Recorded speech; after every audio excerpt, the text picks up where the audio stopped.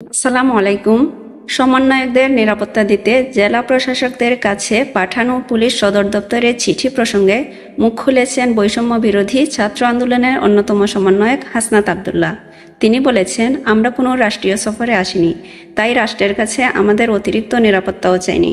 মঙ্গলবার সামাজিক যোগাযোগ মাধ্যম ফেসবুকে দেওয়া এক স্ট্যাটাসে হাসনাত আব্দুল্লাহ একথা বলেন। হাসনাত আব্দুল্লাহ লেখেন, আমরা কোনো রাষ্ট্রীয় সফরে আসিনি, আমরা রাষ্ট্রের সাধারণ নাগরিক হিসেবে ছাত্র জনতার কাছে এসেছি।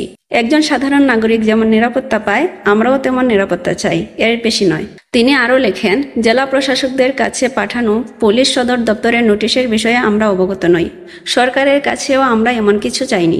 হাসনাত লেখেন, বৈষম্য বিরোধী ছাত্র আন্দোলনের আপামর ছাত্র সমাজ ও জনগণের প্ল্যাটফর্ম। ছাত্র জনতাই আমাদের ভরসা ও নিরাপত্তা। সারা দেশের ছাত্র সমাজকে ঐক্যবদ্ধ করতে আমরা যে সফর শুরু করেছি, তা ছাত্র জনতার সহযোগিতা ও অংশগ্রহণে সফল হবে। এজন্য আমাদের কোনো রাষ্ট্রীয় নিরাপত্তার প্রয়োজন নেই। ছাত্র জনতাই আমাদের নিরাপত্তা নিশ্চিত করবে বলে আমরা বিশ্বাস করি। ঐক্যের আহ্বান জানিয়ে তিনি লেখেন, ছাত্র জনতার প্রতি আমাদের আহ্বান, সব বিভ্রান্তি ও মনোমালিন্য দূরে সরিয়ে রেখে দেশ পুনর্গঠনের সংহতি ও ঐক্য বজায় রাখুন।